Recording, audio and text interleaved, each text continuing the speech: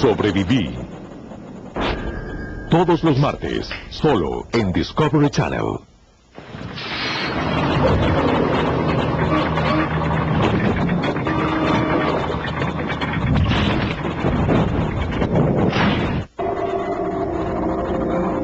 Su sello, disparar. Su objetivo, llevarse el dinero, sin importar quién se interponga. En su camino deja víctimas paralizadas, miradas fugaces. Y pocas pistas para el FBI. Pero hay decisión de atraparlo y acabar con su reino del terror.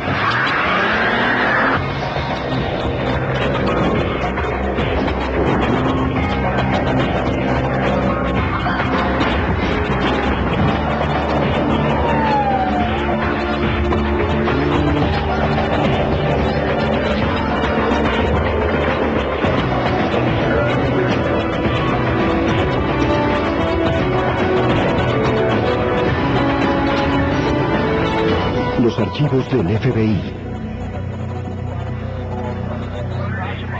A fines de los 80, el FBI se encontró con un astuto ladrón que con solo un arma había podido asaltar la mayor cantidad de bancos en la historia del FBI. Soy Jim Castro, exdirector del FBI en Nueva York. Él era muy meticuloso. Sus asaltos tenían precisión militar. Necesitarían las destrezas de la policía y de nuestros agentes para atrapar a esta mente criminal, apodada el asaltante. El asaltante. San Diego, California. La tranquilidad de la mañana del 15 de noviembre de 1987 en un banco se quiebra con un disparo. El ladrón ordena a los clientes que se agachen y amenaza con dispararles si no obedecen. Obliga al cajero a llenar el saco con dinero de la caja y le advierte que no use alarmas, tinturas ni billetes marcados.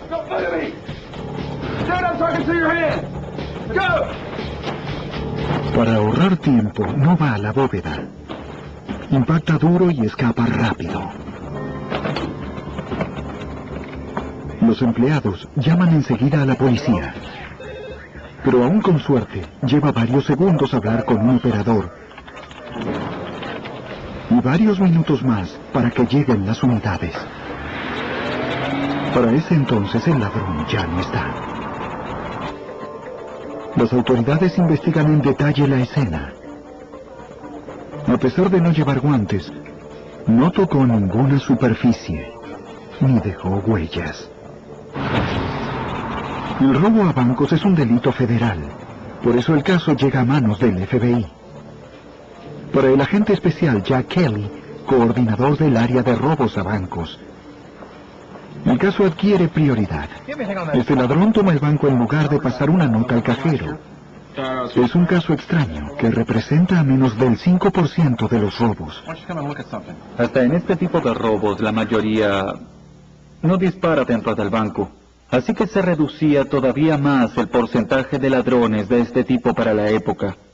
Por eso se lo consideraba mucho más agresivo y peligroso. Además, no iba acompañado como la mayoría de los ladrones. Su violencia marcaba profundamente a las víctimas. Las víctimas de las tomas de bancos quedan conmocionadas, en especial cuando disparan dentro del banco. Por eso, las descripciones varían mucho una de otra respecto de la edad, el peso, la altura y todo lo demás. Algunos dicen que estaba disfrazado, otros que no. Las descripciones no ayudaban y los agentes recurrieron a las cámaras de vigilancia. En esa época, teníamos fotografías de seguridad de mala calidad que no eran de mucha ayuda para identificar quién era el individuo. Las fotos solo mostraban que era blanco, de 1,80 m, con barba y bigote. Un desafío para los agentes. No había evidencias ni descripciones confiables. El agente especial Kelly creía que no era la primera vez que el individuo robaba un banco. Kelly revisa casos no resueltos y comienza a sospechar que es el mismo que robó un banco en San Diego el año anterior. El modus operandi era el mismo. Alguien entraba en el banco disparando al techo y asaltaba la caja. Una descripción similar. El ladrón no deja evidencias. El hecho de que no hubiera pistas indicaba que era muy bueno y que seguramente había planeado muy bien los robos. Pronto descubren que sigue robando en la zona. Luego de robar por segunda vez en San Diego, regresó un mes después y robó por tercera vez con el mismo modus operandi, disparando al techo. Que el ladrón suele disparar su arma es preocupante. Un ladrón que intentase hacer algo así no duda en dispararle a alguien que intente detenerlo. Como regla, el agente especial Kelly asigna un código a los ladrones de bancos en serie para facilitar la comunicación entre agentes. Además, un apodo atrae más publicidad. Así atraeríamos la atención de los medios que mostrarían sus fotografías en periódicos y en televisión, y eso nos ayudaría a obtener más pistas. Kelly lo apodó el asaltante por su peligroso modus operandi.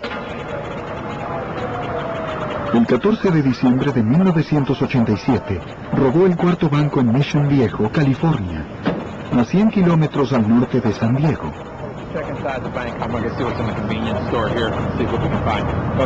Yo era encargado de los casos de robos que llegaran a las oficinas regionales del FBI de los alrededores. Los agentes del FBI acuden al banco. Cuando hay un robo se buscan evidencias adentro del banco, pero también afuera para encontrar pistas o posibles testigos que hayan visto al individuo. En este caso, debo decir que hicimos ambas cosas con aquel propósito. Pero no hallan nada. Es como perseguir a un fantasma. Hasta el momento robó al menos $44,000. Pero no se trata del dinero. Los agentes temen que lastime a alguien. Con el transcurso de los robos, esta persona sería cada vez más agresiva y por lo tanto más peligrosa. Teníamos que identificarla y detenerla de inmediato. Tras un año de ausencia de California, el asaltante atacó 3 veces en 5 semanas. Kelly sospecha que en ese año estuvo robando en otra parte. Seguro estaba en otra parte, seguro que estaría robando en otros lugares además de California. Al verificar con otros agentes del FBI, Kelly descubre una serie de casos similares sin resolver en Texas, con fechas que coinciden con ese año de ausencia de California. En uno de esos robos, el hombre utilizó el tipo de violencia más temida por los agentes. En julio de 1986, un hombre blanco con barba y gafas de sol tomó un banco en Abilene, Texas. Luego de disparar al techo, obligó a la gerente a llenar el saco. Como en California, solo quería efectivo de la caja. Y advirtió que no usaran alarmas, tintas ni billetes marcados. Los empleados le obedecen para sobrevivir, pero... Don't you move! Don't you move! Don't be looking at me! Say how the things gonna happen to you! La gerente recibió un disparo en el abdomen.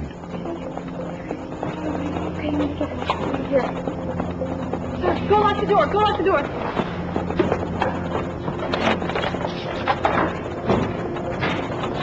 I need the police here right away. I'm at Everland Bank. We've been robbed and the manager's been shot. I don't know what else to do. Los Rangers de Texas, el FBI y las ambulancias respondieron enseguida. La gerente estaba muy grave, pero sobrevivió. Los testigos no pudieron dar una buena descripción. Fue tan rápido y tenían tanto miedo que no miraron al ladrón. La investigación en la escena del crimen no dio resultado y las cámaras de seguridad solo tomaron más fotos de un ladrón con rasgos indefinidos. El agente especial Kelly habló con los Rangers de Texas que trabajan en robos no resueltos. Investigadores de ambos estados unieron su información. Sabían que sus objetivos estaban cerca de accesos a carreteras para escapar rápido. Los investigadores coincidían en que tenían un conductor, pero aún no habían identificado ningún vehículo. Cada golpe era tan pulcro como el anterior, y no aparecían pistas sólidas. El asaltante atacó 6 veces más en Texas y California en 1988. Los investigadores querían la atención de los medios, ya que necesitaban que alguien reconociera al sujeto para tener pistas. Pero como era un individuo peligroso, esperábamos recibir la mayor cooperación posible.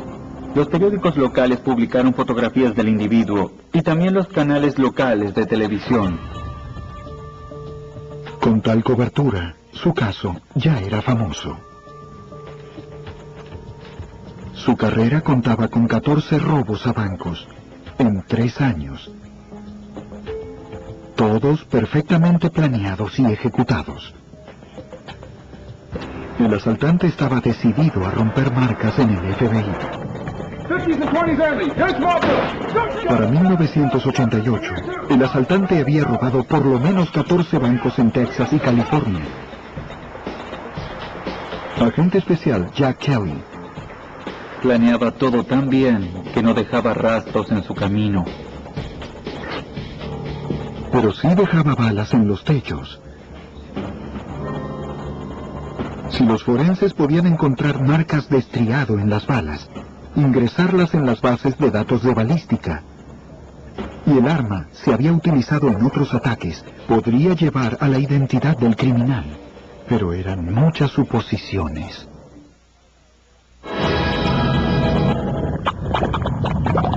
Esta noche continúa los archivos del FBI.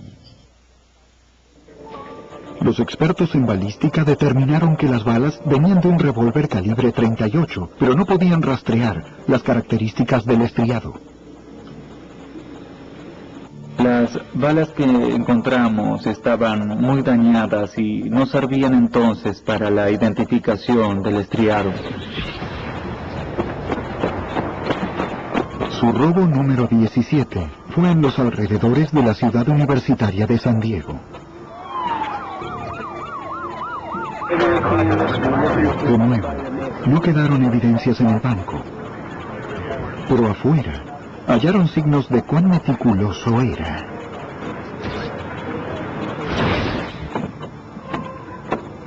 Parece que antes del ataque preparó los cercos en toda la vía de escape para llegar al vehículo más rápidamente después del robo. El agente especial Kelly persiguió a cientos de ladrones, pero este era el más profesional que jamás hubiera visto. Y hay que reconocer que era muy bueno. Pero guardábamos la esperanza de que deje alguna evidencia o algún testigo, una pieza para unir aquel rompecabezas. A pesar de interrogar a los vecinos, no consiguieron nada. A mediados de 1989, el asaltante ya se había escapado con casi $250,000 y había atacado en al menos 10 ciudades diferentes. Si el individuo se traslada y pasa de ciudad en ciudad y de estado en estado, se complica la investigación entonces porque son diferentes jurisdicciones. Kelly reunió todas las fuerzas de seguridad del país. Los agentes del FBI de California y Texas, la policía local y los Rangers de Texas trabajaban para encontrar la pista que tanto necesitaban. Cuantas más personas trabajan simultáneamente, más posibilidades hay de hallar una pista y atrapar al individuo.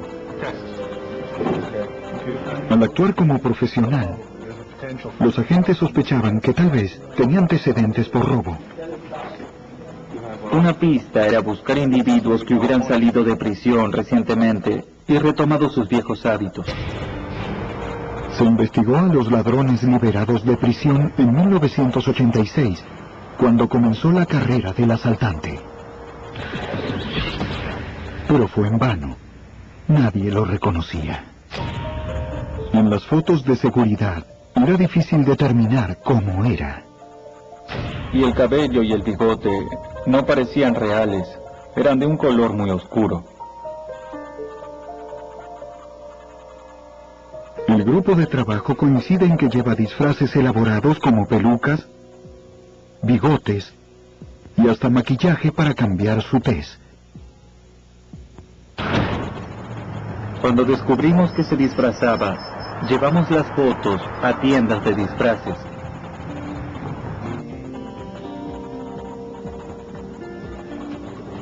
Los agentes muestran las fotos a los empleados para ver si reconocen al hombre o al disfraz, pero es otro callejón sin salida. Los investigadores analizan los robos buscando un patrón. Comparan los montos robados con la frecuencia de los robos y determinan que gasta unos $3,000 por semana. Cuando se queda sin dinero, sale a robar.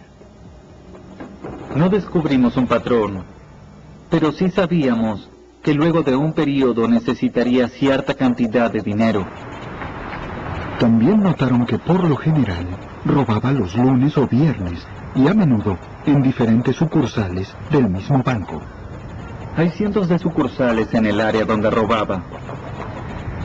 Era como un niño en una tienda de dulces intentando decidir qué sucursal robar después, y el trabajo era anticiparnos. El equipo refuerza la custodia en las sucursales que creían que elegiría. Observaban los lunes y viernes, sus días preferidos. Las probabilidades son bajas. El problema era que no teníamos ningún indicio de dónde atacaría. Había tantas sucursales, tantos objetivos. Central, this is Team 3, reporting nothing. El poder humano es limitado. Predecir qué banco robará es imposible. Los ladrones de banco utilizan casinos para lavar el dinero. El grupo de trabajo envía las fotos al personal de seguridad de los casinos. Un casino de California responde: identificado. Un jugador empedernido se parece a el asaltante. Hasta nos dieron sus fotos de seguridad en donde estaba el sospechoso. Los agentes lo siguen e interrogan. Se parece a el asaltante, lo tiene coartadas para las fechas de los robos. Los investigadores lo descartan. Otra línea de investigación que se trunca. El 23 de junio de 1989, ataca en Arlington, Texas. Su robo 18. Esta vez, el cajero desliza un sobre de tinta explosivo en el saco. Cuando estalle, manchará el dinero y no podrá usarlo. Horas después, roba en otro banco. Nunca antes había robado 2 veces el mismo día. Es una jugada imprudente.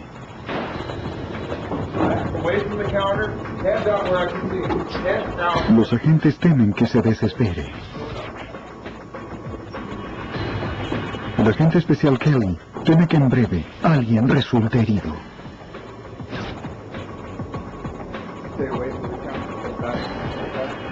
Cuanto más robaba, más disparaba.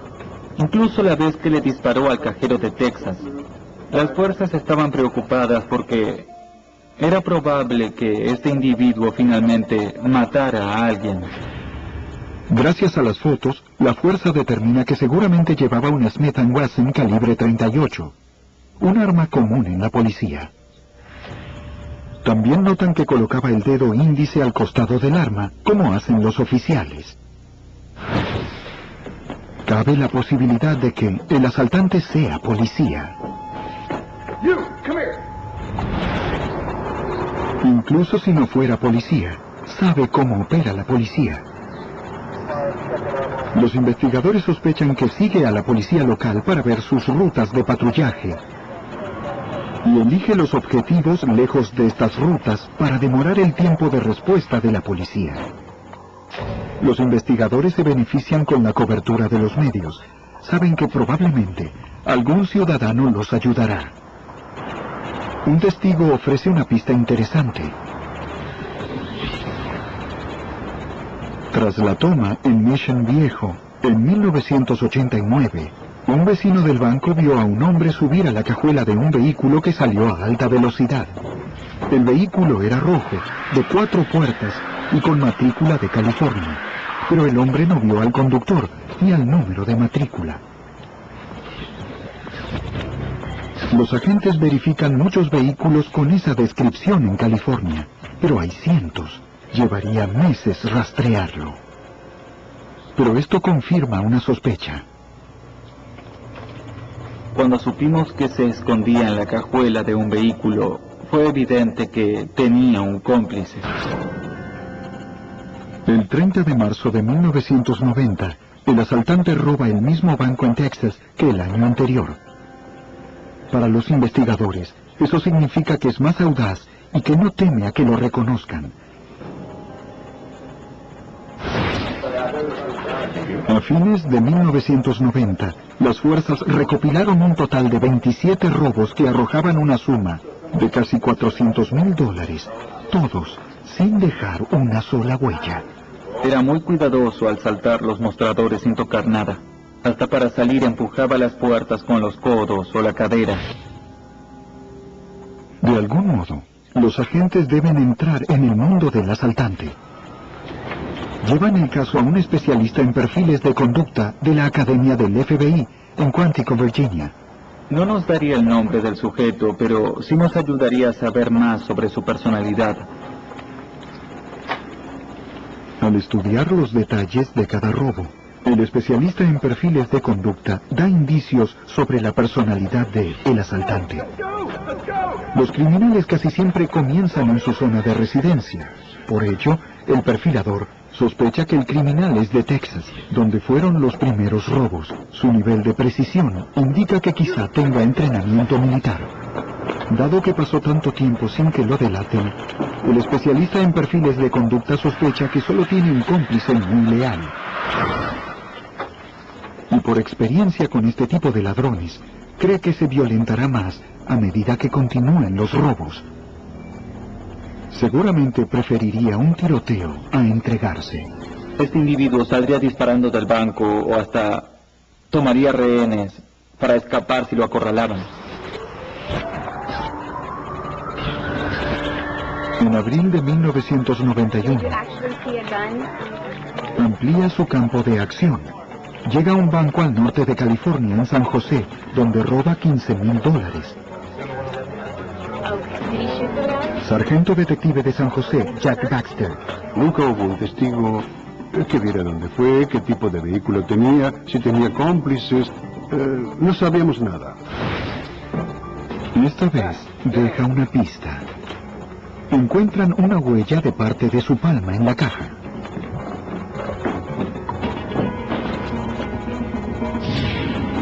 Pero no se puede rastrear, porque las huellas de las palmas no figuran en los legajos.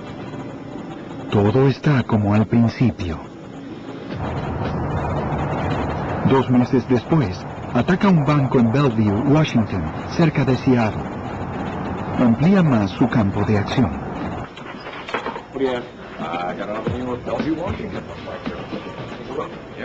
Ahora también Seattle.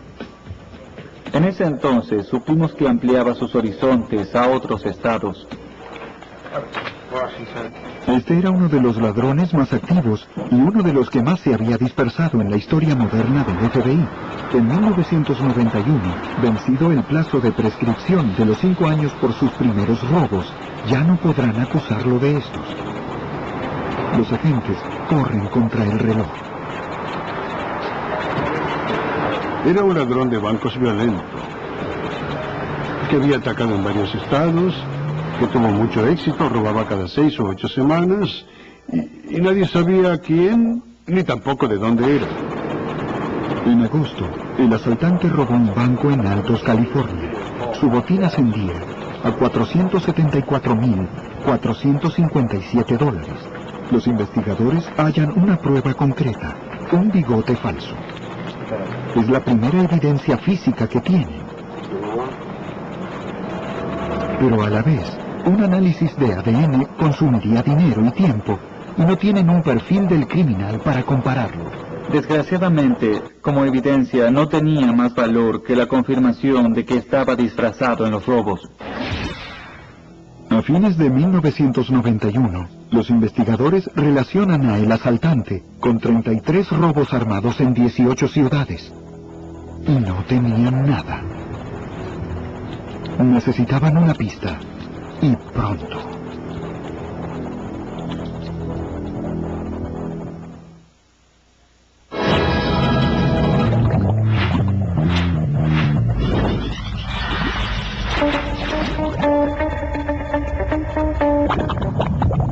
Continúa los archivos del FBI.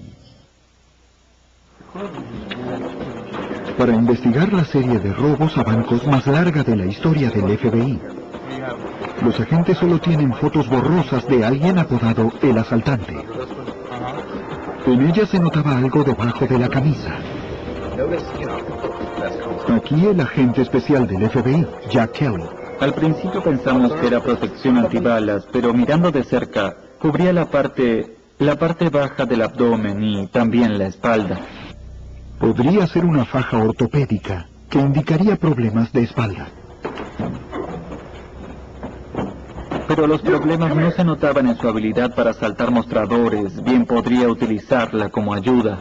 Decididos a llegar al final de cada pista, los investigadores llaman a quiroprácticos cerca de los bancos, pero solo tienen fotos malas de un hombre disfrazado, y tampoco pueden hablar con todos los médicos de 3 estados. Intentamos contactar a la mayor cantidad de quiroprácticos, pero no tuvimos suerte. Transcurre un año más sin novedades en el caso del misterioso bandido. En 1992 se producen 7 golpes más, incluyendo el robo repetido al banco de Bellevue, Washington. El nuevo total asciende a $600,000. Agente especial del FBI de Seattle, Don Glasser. Buscábamos huellas digitales en el banco. Entrevistamos a los testigos y no perdíamos las esperanzas de que nos digan sí, lo vi subir a tal automóvil. Pero nadie vio nada. ¿A dónde iba? Nos preocupaba no proteger bien a la gente, porque un hombre entraba en el banco, disparaba y robaba. Podría ocurrir un accidente o un disparo intencional, y es muy frustrante saber que no hiciste todo lo posible a pesar de que ya no tienes opciones. Deben detener a el asaltante antes de que asesine. En el último ataque en San José, su suerte comienza a declinar. Esta vez, antes de irse, la cámara de seguridad graba bien su rostro. Un artista forense de la policía de San José usa las fotos para hacer un boceto de cómo se vería el asaltante sin el disfraz. Recrear rasgos vagos requiere un gran conocimiento de fisiología y un gran ojo artístico. Los agentes reparten el retrato en las zonas donde el asaltante ya atacó y solicitan a los programas de detección de criminales que lo emitan regularmente y que lo coloquen en decenas de bancos. Jack Baxter, sargento detective de San José. Sabíamos que para atraparlo necesitaríamos la ayuda de la comunidad. Necesitábamos que alguien llamara con información, algo que hubieran visto u oído. El 11 de mayo de 1994, los investigadores reciben la pista que necesitan. Un anónimo dice que lo conoce, pero esto todavía no es seguro. La información era muy genérica. El nombre que dio era Johnny o Johnny Williams, y que quizá también estaría usando Robert Hall. Quien llamó dijo que Williams tenía unos 40 años, un auto rojo de 4 puertas, y que su fiel cómplice era su esposa. Dijo que siempre estaba armado, que tenía mal carácter, y que juró que no lo atraparían con vida. De hecho, él y su esposa tenían un pacto de suicidio si los atrapaban. Es una buena pista, pero el caso aún está lejos de resolverse. Los nombres eran tan comunes que Había literalmente cientos de Johnny Williams y Robert Hall. Intentamos limitar la lista a los que tenían la edad que había dicho el anónimo. Entonces, así se encaró. Los agentes revisan los legajos del registro automotor y hallan a un Johnny Madison Williams y a un Robert Hall que, según las fotos, parecen la misma persona. Comparan las fotos con el retrato. Era una copia exacta del retrato que había hecho el forense. Fue como si lo hubiera copiado de la foto. Allí supimos que teníamos al hombre indicado. En California tienen huellas de los conductores. Y así se confirma que Hall y Williams son la misma persona. Johnny Madison Williams era infante de Marina de Texas y tenía antecedentes por robo y asalto. Carol, su esposa, compró un arma calibre .38, como la de la grabación, y conduce un auto rojo de 4 puertas, registrado con su nombre de soltera. Los investigadores no hallan una fuente de ingresos legítima, pero viven en una casa de $350,000 con vista al océano en Los Osos, California. El agente especial del FBI, Jim Wilkins. La zona donde viven es alta, con vista a la bahía Monroe. Es una zona exclusiva que tiene un camino de acceso. Es una zona donde los agentes resaltarían como extraños. No sabíamos dónde estaba Johnny Williams en ese momento. A pesar del riesgo, deben revisar la casa. Hallan un lugar escondido para establecer la vigilancia. Sabíamos que tenía un arma y que la usaría. Además, el anónimo informaba que siempre estaba armado todo el tiempo. Los agentes no ven indicios de gente en el interior. Observan y esperan. Teníamos un plan de emergencia en el que si veíamos a Williams regresar en su vehículo, lo interceptaríamos antes de que entrara en el vecindario, para que fuera más seguro en caso de un tiroteo, donde no tuviera vías de escape. Durante varios días los agentes vigilan la casa, pero la pareja no aparece. Sospechan que el asaltante está preparando otro golpe. Jack Kelly intuye que será en Seattle. El asaltante robaba con intervalos de 1 año, y ese año ya terminaba. Kelly llamó al agente especial de Seattle, Don Glasser. Me dijo, sin duda ocurrirá. Robará en tu zona. Todos deben estar alerta. Es una sospecha, pero es todo lo que tienen. Glasser sale a las calles a buscar un auto rojo. Salí de la oficina para estar en la zona de Bellevue. El 1 de julio de 1994 ataca de nuevo. Roba un banco en Kirkland, Washington, a solo 16 kilómetros de donde patrullaba el agente especial Glasser.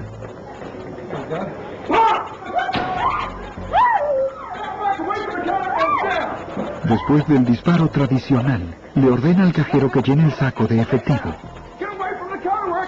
Como antes, le advierte que no ponga billetes falsos ni tinta y amenaza con disparar si no le obedecen. A la cajera se le cae por accidente un pisapapeles en el saco que el asaltante confunde con sobres de tinta. Está furioso.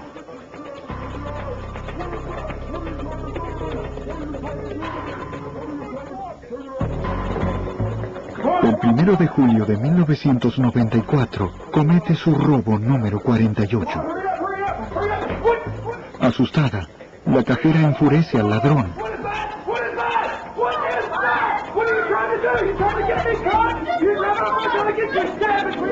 Pero este le perdona la vida.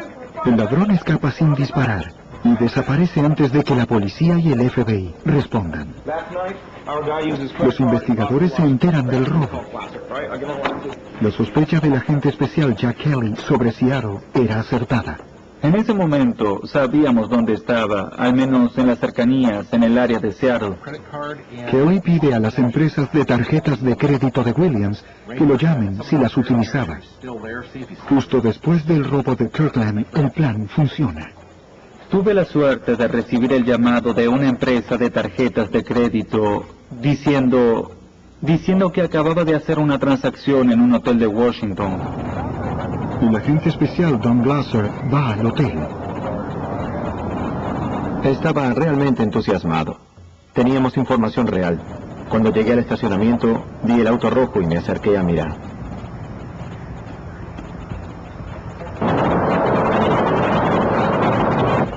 Hello, sir. How can I help you today? Yeah, let's see the manager. Si Williams aún está en el hotel, debe tener cuidado de no alertarlo ni crear situaciones de riesgo. What I really need from you is I need you to look at this picture, okay? I need you to tell me if you've seen him La gerente reconoce a Johnny Williams como Robert Hall y dice que aún no se fue. Así que enseguida llamé a Jack Kelly y le di las noticias. Y le pedí que viniera. Sabía que tomaría un avión. En ese punto de la investigación estaba entusiasmado. Hablé con mi compañero Jack Baxter de la policía de San José para decirle que lo teníamos identificado y que sabíamos dónde estaba. Así que ambos viajamos hacia allá enseguida. Glasser también pide refuerzos a la policía y al FBI de Seattle. Pedimos que ningún agente llevara radios, armas, chaquetas, gorras, nada que los identificara y que actuaran con total naturalidad en la zona. En minutos, agentes y detectives llegan silenciosamente y rodean el perímetro. Nos aseguramos de que no hubiera vehículos del FBI para que no los identificara. Usamos autos de vigilancia para que no sospechara por ver algo inusual a su alrededor. Nos establecimos de modo tal que rodeamos el hotel, alquilamos algunos cuartos para establecer bases de operación. No había forma de que escapara si nos detectaba. Nos aseguramos de cubrir todo. Continúa los archivos del FBI. En lugar de entrar en el cuarto, los investigadores primero quieren corroborar visualmente que se trata de Williams. Siempre había alguien en la puerta, todo el tiempo. Al anochecer, el detective Baxter y el agente especial Kelly llegan desde California. El detective Jack Baxter. No queríamos apresurarnos. Debíamos ser pacientes para poder arrestarlo, de modo que nadie saliera herido. Los agentes quieren detenerlo afuera del cuarto, por si tuviera armas adentro. Cuando llegó la hora de la cena, esperábamos que saliera a comer o algo así, y estábamos listos para arrestarlo, en ese momento. Pasan las horas y no hay señales de Williams ni de su esposa. Mientras esperan, los agentes permanecen en la zona, pero sin usar radios. Nos dijeron que tenía un rastreador, por eso debíamos ser cuidadosos de lo que decíamos para que no supiera que estábamos allí. Parece que hay alguien en el cuarto. Habla el agente especial, Jack Kelly. Se veía luz adentro y las cortinas estaban cerradas y además veíamos el reflejo de la televisión. En la mañana, los agentes trazan un plan para ver si está allí. Le piden ayuda a un empleado del hotel. Los investigadores le muestran una foto y le piden que vaya a hacer una pregunta sobre mantenimiento para ver bien quién está dentro. A pesar del peligro, tiene que actuar con naturalidad. Si Williams se asusta, puede ser peligroso.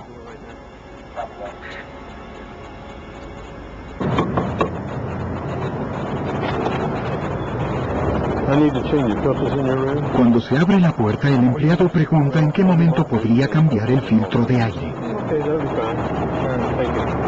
El detective Jack Baxter. Nuestro sospechoso me dijo que partiría en 1 hora y que regresara en ese momento a cambiar el filtro. Cuando regresó, dijo que era nuestro sospechoso. El cuarto estaba rodeado. No había modo de que escapara. Ahora saben que el asaltante está allí y que saldrá en 1 hora. I want everybody in place in 45. Transcurre 1 hora, luego 2. Williams saldrá en cualquier momento. Y se presenta una oportunidad. Comentario de Chuck Kelly. En la recepción recibieron un llamado de su habitación solicitando una máquina de escribir para redactar una carta. Lo que pedía era que le alcanzaran una al cuarto. Les dijimos que no lo hicieran. Según órdenes del FBI, la gerente le dice que puede usarla en una oficina cerca de la recepción. Y aceptó. Dijo que iría enseguida. La pequeña oficina es un buen lugar para arrestarlo. Está alejada de la gente. No podría escapar. Agente especial Tom Glasser. Fuimos rápidamente a la oficina, a ver dónde poner la máquina de escribir. Reacomodamos los muebles para que entrara sin obstáculos. Teníamos todo el camino despejado para llegar hasta él. Como detalle final, los investigadores colocan una hoja con los derechos de arresto en la máquina de escribir y se esconden en el cuarto contiguo, esperando la voz de alerta. Luego de 40 tensos minutos, el hombre va de la habitación a la recepción. Es Johnny Williams. Lo vimos atravesar el estacionamiento. No había duda de que era él. Lo reconocimos como si fuera un viejo amigo. He just left his room and is on his way to the lobby. Es el final de una persecución de 8 años.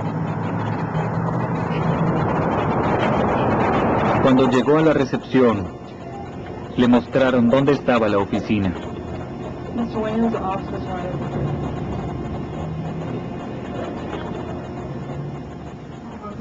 Typewriter and just extra paper down there in the drawer. Just page me if you need anything else.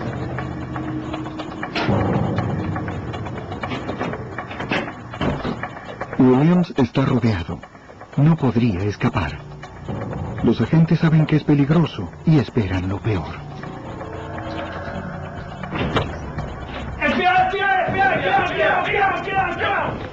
Pero lo atrapan totalmente desprevenido.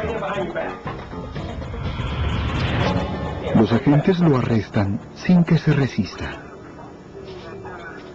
No está armado. Gracias a la planificación de los investigadores, el arresto es tranquilo. Lo llamé por su verdadero nombre, Johnny Madison Williams, Jr. Se terminó. Dejó caer la cabeza. Ahora deben ir por su esposa, Carol. No había motivos para que entráramos en la habitación. Si esperábamos, en algún momento ella saldría y así ocurrió.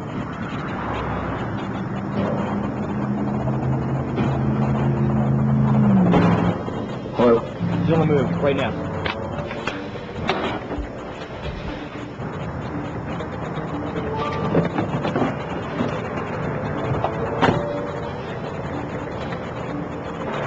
Freeze, FBI, you're under arrest. Place your hands where I can see them. Place them on top of the car. Hands on the car. Put your hands on top of the car. Yeah, hands on top of the car. Don't move. Don't move, okay? There you go. Use your left hand. Other hand. Move the FBI, okay? You're under arrest. Una vez más, un arresto seguro. Ahora los agentes buscan evidencias. Nos autorizó a revisar el cuarto, donde tenían los rastreadores Doppler, transmisores, disfraces y el dinero. También hallaron un registro del asaltante con todos sus robos. Había un maletín gris, con los registros de todos sus robos muy bien organizado. La fecha, el día de la semana, el monto total, la dirección del banco, el nombre del director, muy fuerte era la evidencia. Y hallan más en el auto de Williams. Tenía 2 armas en la cajuela. Reconocimos el revólver calibre 38 de las fotos. Nosotros sabíamos que portaba esa arma. Además tenía un revólver más pequeño que no conocíamos, ambos cargados.